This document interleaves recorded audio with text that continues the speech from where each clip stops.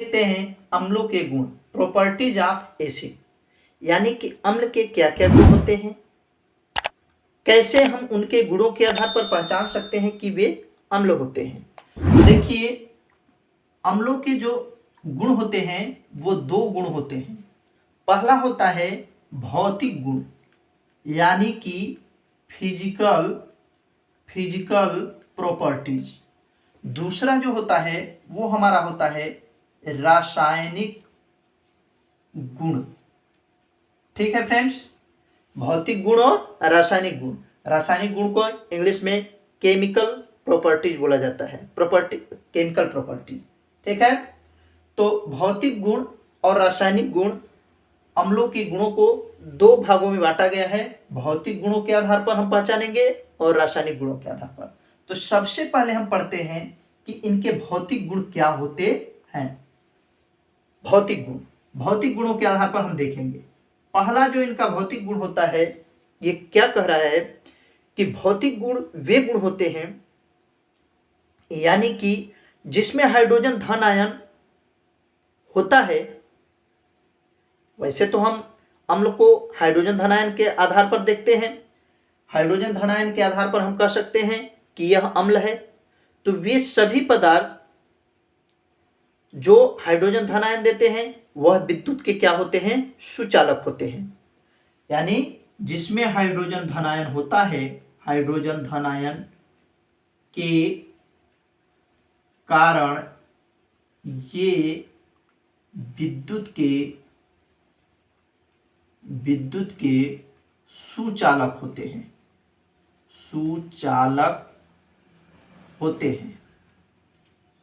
ठीक है, पहला इनका जो भौतिक गुण है यह है हाइड्रोजन धन आयन के कारण, यानी जिसमें हाइड्रोजन धन आयन रहेगा वो विद्युत के सुचालक होंगे। सुचालक का अर्थ होता है जिसमें विद्युत धारा हम प्रवाहित करें तो उसमें से हमको करंट लगेगा, वो हमारा होता है विद्युत का सुचालक। ठीक है फ्रेंड्स, परंतु ये भी कह रहा है कि वे सभी पदार्थ जिसमें हाइड्रोजन धन आयन होते हैं वे अम्ल नहीं होते हैं। वे सभी पदार्थ जिसमें हाइड्रोजन धन आयन होते हैं वे सभी अम्ल नहीं होते हैं। जैसे ग्लूकोज और अल्कोहल। ग्लूकोज और अल्कोहल में धन आयन होने के कारण भी ये क्या होते हैं, अम्ल नहीं होते हैं। ठीक है फ्रेंड्स, दूसरा जो हमारा होता है, दूसरा जो अम्लों का गुण होता है, प्रबल अम्ल प्रबल संक्षारक होते हैं। क्या होता है दूसरा भौतिक गुण, प्रबल अम्ल प्रबल संक्षारक होते हैं।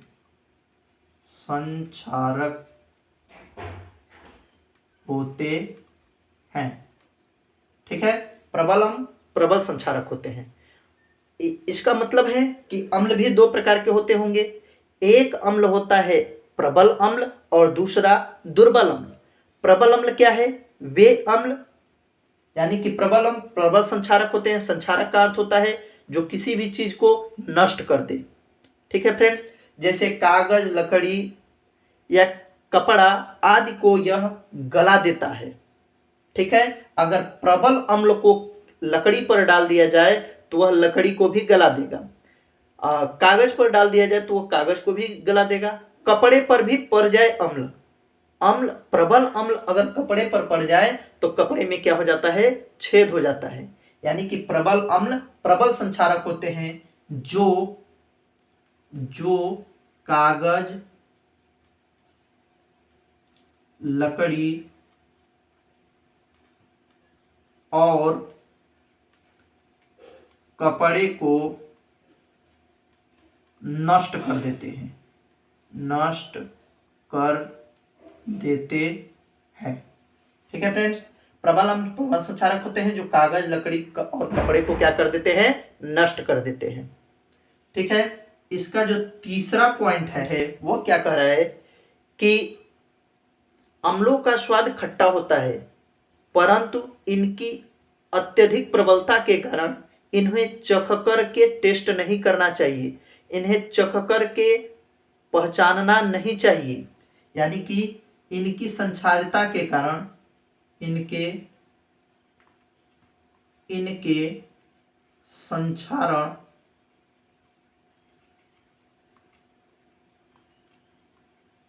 प्रवृत्ति के कारण इन्हें चख कर नहीं पहचानना चाहिए। ठीक है, यानी कि इन्हें हम, ये प्रबल संक्षारक होते हैं, अगर जीभ पर पड़ जाए तो जीभ भी हमारा क्या हो जाता है, उसमें छाले पड़ जाएंगे, उनको भी नष्ट कर सकता है। इसलिए इनके संक्षारण प्रवृत्ति के कारण इन्हें चख कर के हम लोगों को पहचानने की गलती नहीं करनी चाहिए। ठीक है, अगर किसी भी त्वचा से प्रबल अम्ल पड़ जाए किसी भी त्वचा पर तो वह त्वचा को जला सकता है। अगला जो हमारा टॉपिक है, अगला जो हेडिंग है वह है अम्लों का उपयोग।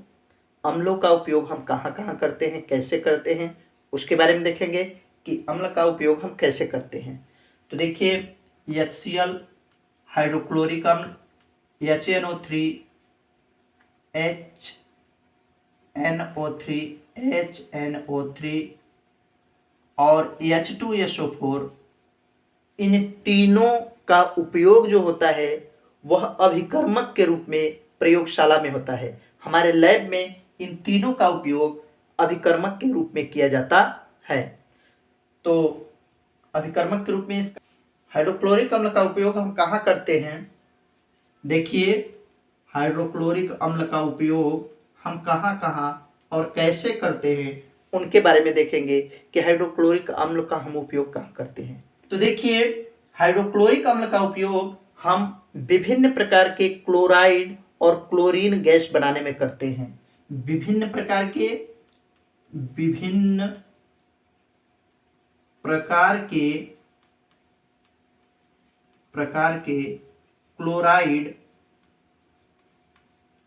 क्लोराइड और क्लोरीन गैस बनाने में करते हैं। गैस बनाने में। ठीक है फ्रेंड्स, हम जो हाइड्रोक्लोरिक अम्ल का उपयोग करते हैं उनका कहाँ कहाँ करते हैं? विभिन्न प्रकार के क्लोराइड, यानी कि जितने भी क्लोराइड गैस बनते हैं वहां पर हम हाइड्रोक्लोरिक अम्ल यानी कि HCl, किसका प्रयोग? HCl का प्रयोग करते हैं। हाइड्रोक्लोरिक अम्ल HCl का प्रयोग क्लोराइड और क्लोरीन गैस के बनाने में किया जाता है। ठीक है, दूसरा जो है हमारा वह है कलई करने से पहले लोहे को साफ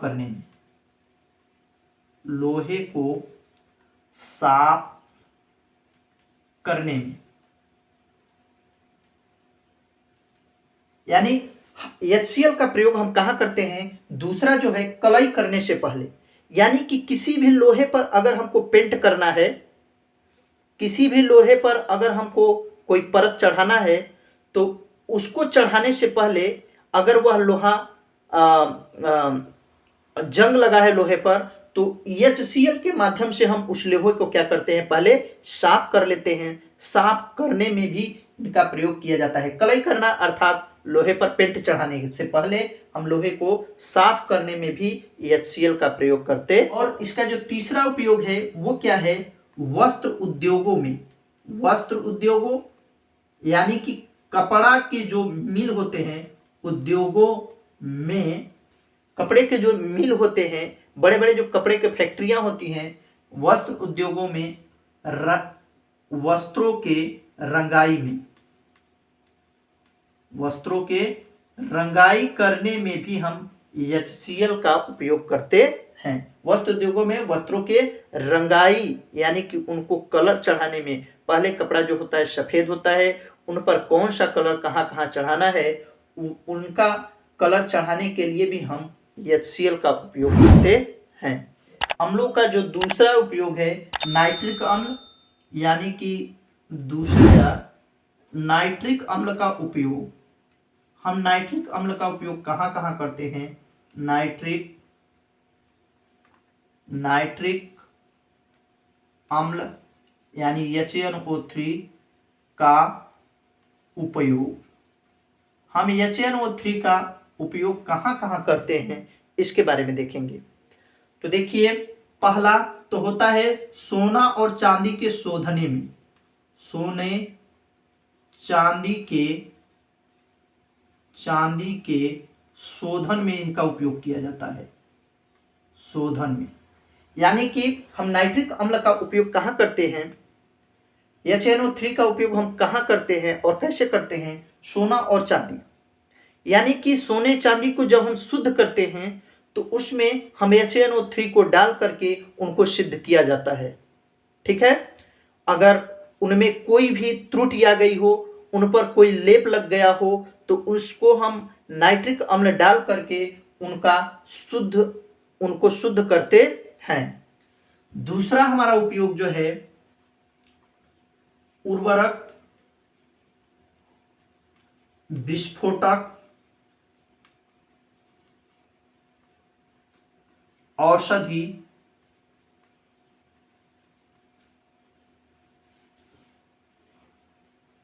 रंग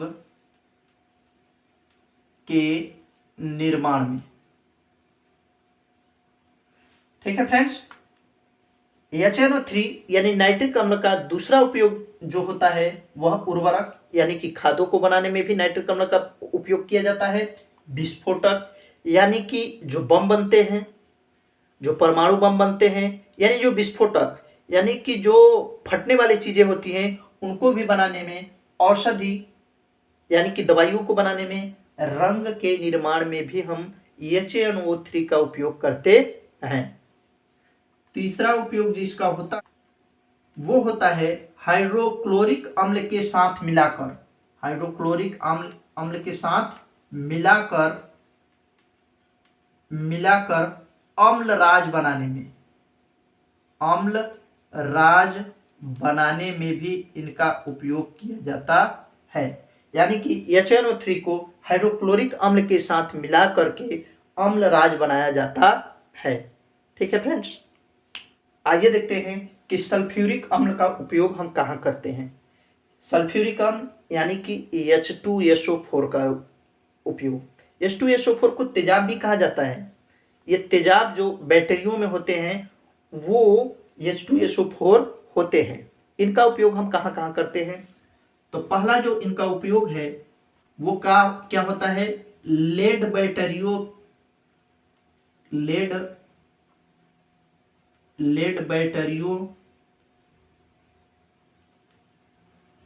में अपघट्य के रूप में किया जाता है। ये जो बैटरियां होती हैं इनमें इनका उपयोग अपघट्य के रूप में किया जाता है। ठीक है, लेड बैटरियों में, यानी जो बैटरियों में देखते हैं आप जो तेजाब पड़ा होता है उसी को H2SO4 यानी बैटरियों को बनाने में भी इनके अपघट्य यानी कि जो धन आयन और ऋण आयन यानी कि जो बनते हैं इनका उपयोग इस H2SO4 के कारण किया जाता है। दूसरा, पेट्रोलियम उद्योग में दूसरा जो होता है वह होता है पेट्रोलियम उद्योग में शोधन के रूप में, उद्योग में शोधन के रूप में। ठीक है फ्रेंड्स, जो H2SO4 का प्रयोग किया जाता है जहां पर पेट्रोलियम शोधन केंद्र होते हैं, जैसे हमारे मथुरा में पेट्रोलियम शोधन केंद्र है, वहां पर H2SO4 का उपयोग करके हम पेट्रोल को शुद्ध करने के काम में लेते हैं। ठीक है, तीसरा, प्लास्टिक, कृत्रिम रेशे,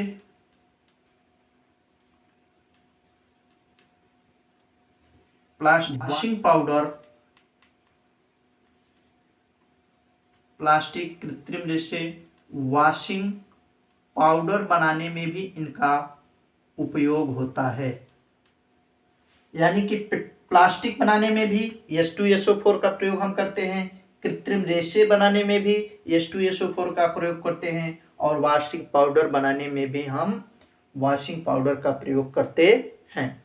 तो इस तरह से हमने देखा कि अम्लों का उपयोग, जिसमें हाइड्रोक्लोरिक अम्ल का उपयोग कैसे किया जाता है, नाइट्रिक अम्ल का उपयोग कहाँ कहाँ करते हैं, H2SO4 का उपयोग हम कहाँ कहाँ करते हैं, आप लोगों को बता चुके हैं।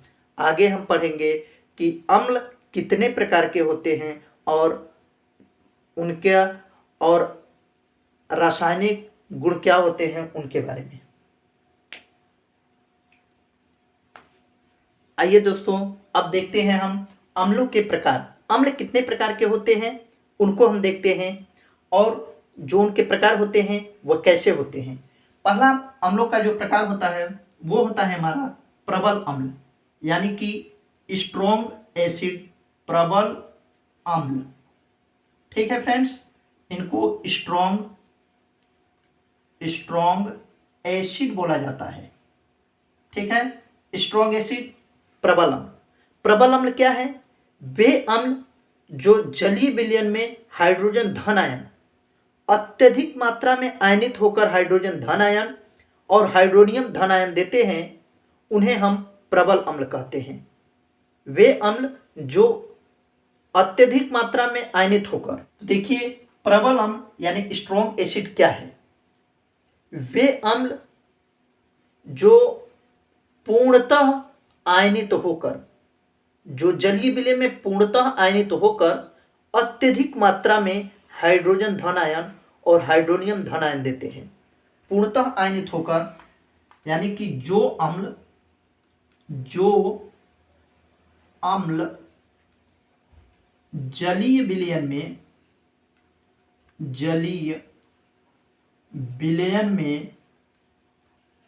पूर्णतः आयनित होकर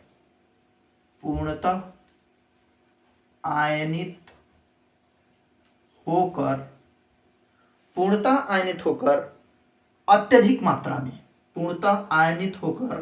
अत्यधिक मात्रा में हाइड्रोजन धन आयन व हाइड्रोनियम आयन देते हैं। जो अम्ल जलीय विलयन में पूर्णतः आयनित होकर अत्यधिक मात्रा में हाइड्रोजन धन आयन और हाइड्रोनियम धन आयन देते हैं, उन्हें हम कहते हैं कि वे क्या हैं? प्रबल अम्ल हैं। अब प्रबल अम्ल कौन कौन से होते हैं? हमने तो अम्ल आपको ढेर सारा लिखा दिया है। तो अम्ल यानी कि उनमें से हाइड्रोनियम, नाइट्रिक अम्ल, सल्फ्यूरिक अम्ल और हाइड्रोक्लोरिक अम्ल जो होते हैं, ये क्या होते हैं? प्रबल अम्ल होते हैं। ये तीन अम्ल जो होते हैं वह प्रबल अम्ल होते हैं। नाइट्रिक अम्ल, सल्फ्यूरिक अम्ल और हाइड्रोक्लोरिक अम्ल, ये तीनों जो आयन होते हैं, ये तीनों जो अम्ल होते हैं बहुत ही प्रबल होते हैं। जो जलीय विलयन में पूर्णतः आयनित होकर के अत्यधिक मात्रा में हाइड्रोजन धन आयन, और इसको जरूर याद रखिएगा, हाइड्रोनियम आयन है। H3O+ जो होते हैं वह हाइड्रोनियम आयन कहलाते हैं। इनका नाम जो है हाइड्रोनियम आयन है। हाइड्रोनियम आयन इसे बोला जाता है H3O+ को। ठीक है ना? इसी तरह से हमारा दुर्बल अम्ल, जो दूसरे प्रकार का अम्ल होता है, उसे दुर्बल अम्ल कहते हैं। दुर्बल अम्ल यानी कि वीक एसिड जो होता है उसे हम दुर्बल अम्ल कहते हैं। इसके जस्ट अपोजिट इसका डेफिनेशन होगा। कैसे? जो अम्ल जलीय विलयन में पूर्णतः आयनित नहीं होकर के कम मात्रा में हाइड्रोजन धन आयन और हाइड्रोनियम धन आयन देते हैं, वे क्या कहलाते हैं? दुर्बल अम्ल कहलाते हैं। परिभाषा देखिए, जो जलीय विलयन में पूर्णतः आयनित हो करके कम मात्रा में हाइड्रोजन धन आयन और हाइड्रोनियम धन आयन देते हैं, वो क्या कहलाते हैं, दुर्बल अम्ल कहलाते हैं। जैसे अगर दुर्बल अम्ल की बात की जाए तो हाइड्रोनियम साइनाइड और एसिटिक अम्ल CH3COOH और भी जो होते हैं वह दुर्बल अम्ल कहलाते हैं।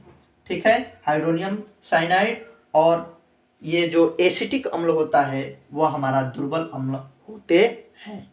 ठीक है फ्रेंड्स, तो अगर आप हमारे इस चैनल पर नए हैं तो आप हमारे चैनल को ज़्यादा से ज़्यादा सब्सक्राइब करें, शेयर करें और बेल आइकन प्रेस करें, जिससे हमारे नए वीडियो का नोटिफिकेशन सबसे पहले आपके पास पहुंचे।